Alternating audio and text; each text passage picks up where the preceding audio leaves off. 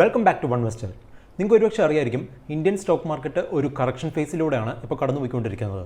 Indian stock market മാത്രമല്ല globally Stokes എല്ലാം ഒരു കറക്ഷൻ ഫേസിലൂടെയാണ് ഇപ്പോൾ കടന്നുപോയിക്കൊണ്ടിരിക്കുന്നത്. 2020 ഈ സ്റ്റോക്ക് മാർക്കറ്റ് ക്രാഷിൽ ഇന്ത്യയുടെ ബെഞ്ച് മാർക്ക് ഇൻഡെക്സസ് ആയ നിഫ്റ്റിയും സെൻസെക്സും ഓൾമോസ്റ്റ് 40% ആണ് ഇപ്പോൾ കറക്റ്റ് ചെയ്തിരിക്കുന്നത്. നിഫ്റ്റിയുടെ ഓൾ ടൈം ഹൈ എന്ന് പറയുന്നത് 12,430 ലെവൽസ് ആയിരുന്നു.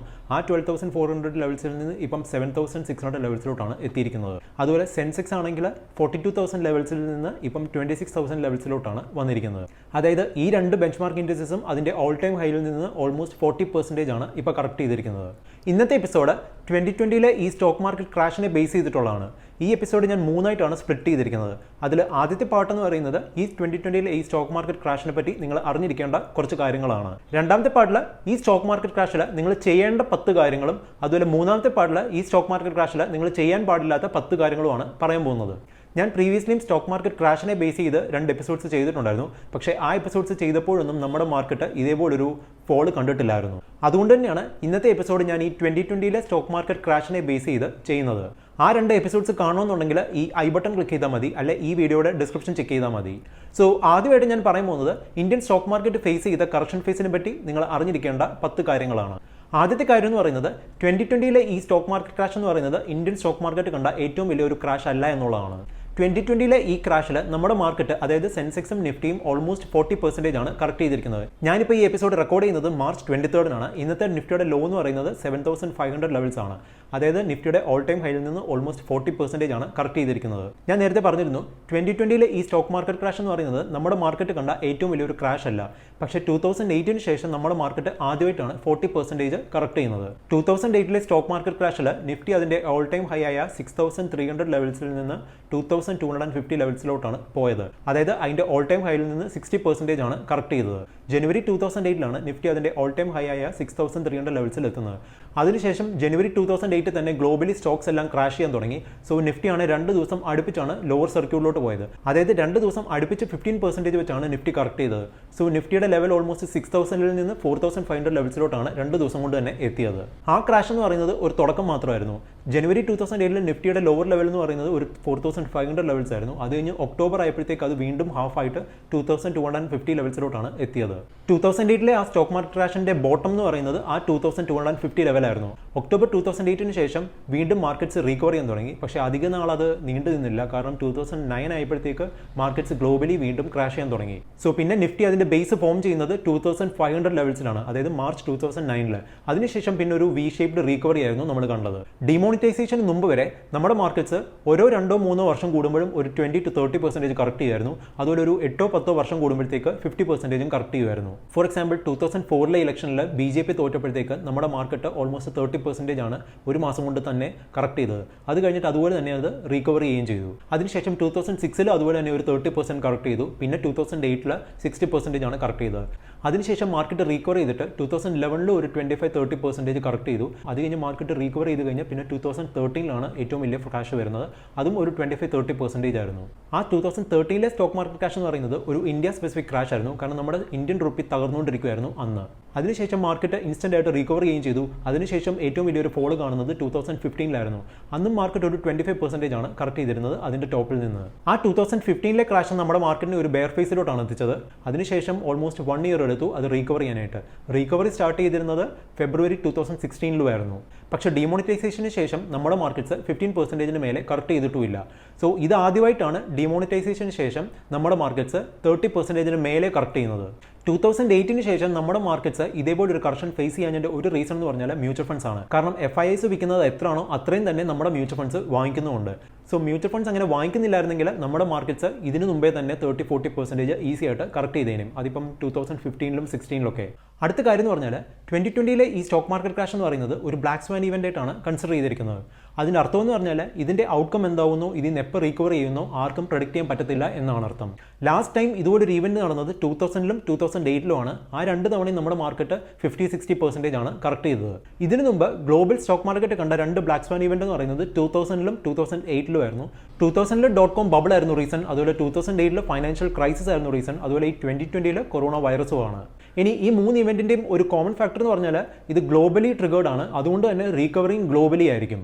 ഞാൻ നേരത്തെ പറഞ്ഞിരുന്നു ലാസ്റ്റ് 2 ബ്ലാക്ക് സ്വാൻ ഇവൻറ്റ്സ് ആയ 2000-ലെ .com ബബിളും അതുപോലെ 2008-ലെ ഫൈനാൻഷ്യൽ ക്രൈസിസിലും മാർക്കറ്റ് 60% 50% ആണ് ടോപ്പിൽ നിന്ന് കറക്റ്റ് ചെയ്തത്. അടുത്ത കാര്യം എന്ന് പറഞ്ഞാൽ മാർക്കറ്റ്സ് ഫ്യൂച്ചറിന് ഡിസ്കൗണ്ട് ചെയ്യുകയാണ് പതിവ്. അതിനർത്ഥം എന്ന് പറഞ്ഞാൽ ഒരു നെഗറ്റീവ് ന്യൂസ് അല്ലെങ്കിൽ ഒരു ബാഡ് ന്യൂസ് വരാൻ പോവുകയാണെങ്കിൽ അത് വരുന്നതിന് മുമ്പേ തന്നെ മാർക്കറ്റ് കറക്റ്റ് ചെയ്യും. അത് കഴിഞ്ഞ് അത് ആക്ച്വലി വരുമ്പോഴത്തേക്ക് മാർക്കറ്റ് റീകവർ ചെയ്യുകയാണ് ചെയ്യാറ്.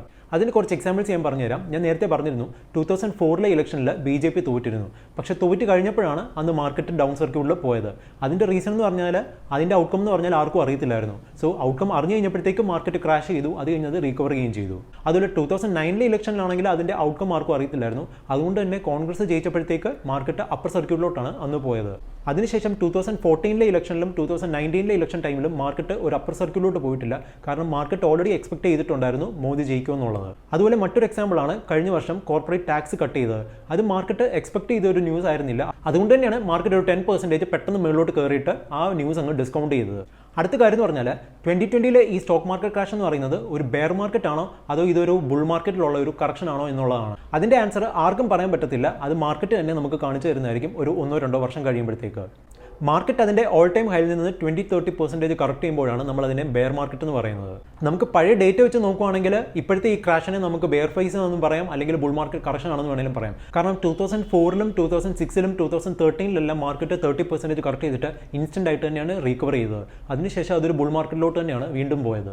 അതുകൊണ്ട് തന്നെയാണ് ഞാൻ പറഞ്ഞത് 2020-ലെ ഈ സ്റ്റോക്ക് മാർക്കറ്റ് ക്രാഷ് എന്ന് പറയുന്നത് നമുക്ക് ഏതാണെന്ന് പറയാൻ പറ്റത്തില്ല. അത് മാർക്കറ്റ് തന്നെ നമുക്ക് കാണിച്ചു തരുന്നതായിരിക്കും. അടുത്ത കാര്യം എന്ന് പറഞ്ഞാൽ 2014-ലെ ഇലക്ഷനിൽ BJP ജയിച്ചേ പിന്നെ നമ്മുടെ മാർക്കറ്റിന്റെ വാല്യൂഷൻ എന്ന് പറയുന്നത് ഭയങ്കര കൂടുതലായിരുന്നു. പക്ഷേ ആ വാല്യൂഷനെ സപ്പോർട്ട് ചെയ്യുന്ന രീതിയിലുള്ള ഏർണിംഗ്സ് നമ്മുടെ ഇന്ത്യൻ കമ്പനീസ് ഡെലിവർ ചെയ്യുന്നില്ലായിരുന്നു. അത് മനസ്സിലാക്കണമെന്നുണ്ടെങ്കിൽ ഈ ചാർട്ട് നോക്കിയാൽ മതി. ഇതിൽ നിങ്ങൾക്ക് കാണാൻ പറ്റും നിഫ്റ്റിയുടെ P മൾട്ടിപ്പിൾ ആണ് ഈ കാണിച്ചിരിക്കുന്നത്. അത് മന്ത്ലി ഡേറ്റയാണ്.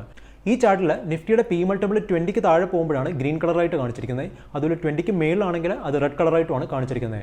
ആ P മൾട്ടിപ്പിൾ 20-ക്ക് മേലെ വീണ്ടും കയറിക്കൊണ്ടിരിക്കുമ്പോഴത്തേക്ക് അത് കൂടുതൽ റെഡ് ആവുന്നു. അതുപോലെ 20-ക്ക് താഴെ വീണ്ടും കുറഞ്ഞുകൊണ്ടിരിക്കുമ്പോഴത്തേക്ക് അത് കൂടുതൽ ഗ്രീൻ ആവുന്നു. സോ നിങ്ങൾക്ക് നോക്കുമ്പോൾ മനസ്സിലാക്കാൻ പറ്റും 2014-ലെ ഇലക്ഷനിൽ BJP ജയിച്ചേ പിന്നെ ഒറ്റത്തവണ മാത്രമാണ് അത് ഗ്രീൻ ആയിട്ടുള്ളൂ. അതിനുശേഷം ബാക്കി എല്ലാ സമയത്തും അത് റെഡ് തന്നെയാണ്. പക്ഷേ ഈ മാസം നിഫ്റ്റിയുടെ ക്ലോസിംഗ് 7,800 അതിൽ താഴെയോ ആണെങ്കിൽ ഇത് ആദ്യമായിട്ടായിരിക്കും 2016-ന് ശേഷം നിഫ്റ്റിയുടെ ലെവൽ 20-ക്ക് താഴെ പോകുന്നത്. അടുത്ത കാര്യം എന്ന് പറഞ്ഞാൽ കഴിഞ്ഞ 20 വർഷം ഇന്ത്യൻ സ്റ്റോക്ക് മാർക്കറ്റ് കണ്ട ഏറ്റവും വലിയ ക്രാഷസിനെ പറ്റിയും ആ സമയത്തുണ്ടായിരുന്ന വാല്യൂഷനെ പറ്റിയുമാണ്. 2000-ലെ .com ബബിളിൻ്റെ സമയത്ത് നമ്മുടെ മാർക്കറ്റിൻ്റെ പീക്ക് വാല്യൂഷൻ എന്ന് പറയുന്നത് 20 ടൈംസ് ആയിരുന്നു. അതിനുശേഷം സ്റ്റോക്ക് മാർക്കറ്റ് ക്രാഷ് ചെയ്ത് കഴിഞ്ഞ് അതൊരു 10 ടൈംസിലോട്ട് എത്തി. അതുപോലെ തന്നെ 2008-ലും നമ്മുടെ മാർക്കറ്റിൻ്റെ പീക്ക് വാല്യൂഷൻ എന്ന് പറയുന്നത് 20 ടൈംസ് ആയിരുന്നു. അത് ഓൾമോസ്റ്റ് 10-12 ടൈംസിലോട്ടാണ് പിന്നെത്തിയത്. ആ രണ്ട് സമയത്തും സെൻസെക്സും നിഫ്റ്റിയും 50% മേലെയാണ് കറക്റ്റ് ചെയ്തത്. ഇനി 30% കറക്റ്റ് ചെയ്ത സമയത്തൊക്കെ നിഫ്റ്റിയുടെ വാല്യൂഷൻ എന്ന് പറയുന്നത് 15-18 ടൈംസ് ആയിരുന്നു. ഫോർ എക്സാമ്പിൾ 2006-ലും 2013-ലൊക്കെ ഇതുപോലെ ഒരു വലിയ ഫോൾ മാർക്കറ്റ് വന്നപ്പോഴത്തേക്ക് നിഫ്റ്റിയുടെ P മൾട്ടിപ്പിൾ 15 ടൈംസിലോട്ടാണ് എത്തിയത്.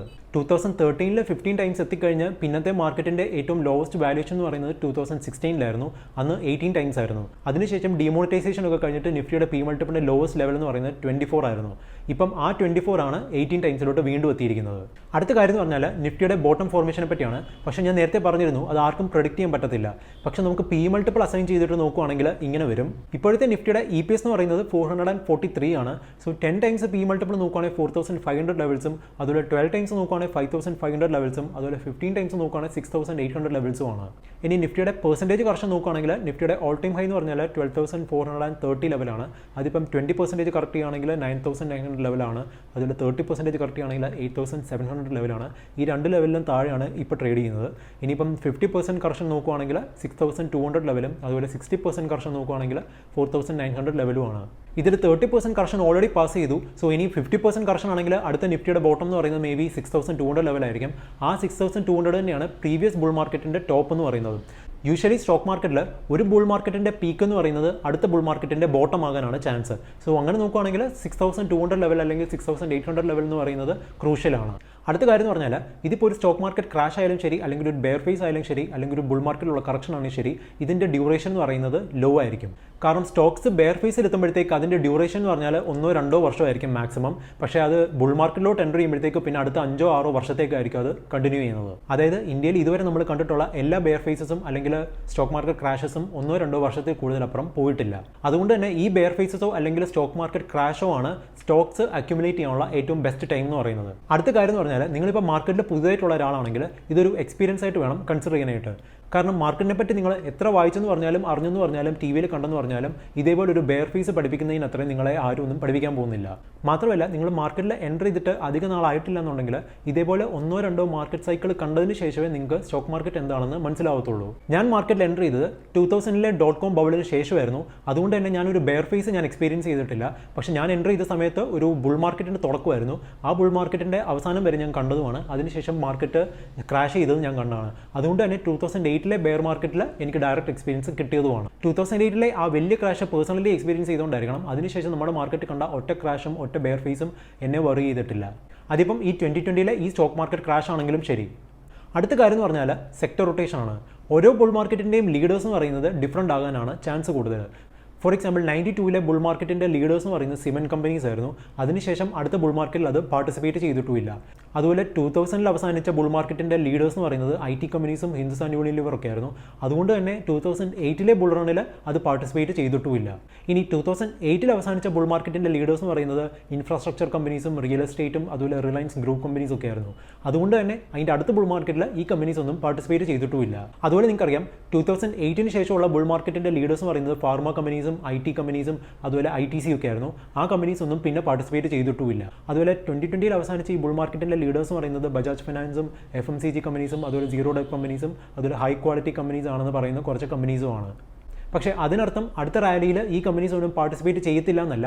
അതിൻ്റെ ഒരു ബെസ്റ്റ് എക്സാമ്പിൾ ആണ് HDFC ബാങ്ക് എന്ന് പറയുന്നത്. HDFC ബാങ്ക് എന്ന് പറഞ്ഞാൽ കഴിഞ്ഞ 20 വർഷം നോക്കുവാണെങ്കിലും ഈ സ്റ്റോക്ക് ഒരു ബെയർ ഫേസിലോട്ട് ഇതുവരെ പോയിട്ടില്ല.